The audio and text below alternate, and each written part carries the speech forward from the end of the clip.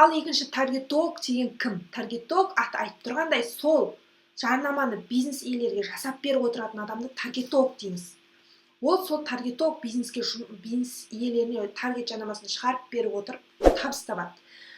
Енді таргетологтар нені білу керек? Соны айтамыз. Таргетологтар бірінші таргет жарнамасын дұрыс жүргізуді, оның настройкасын, баннер жасауды, нақты офер, яғни клиент бас тарта алмайтын офер жазуды, аватар клиент құруды, аудиторияны сегментация жасауды, анализ жасауды, бір бюджетпен бірнеше баннер, бір бюджетпен бірнеше аудитория тест жасауды білу қажет.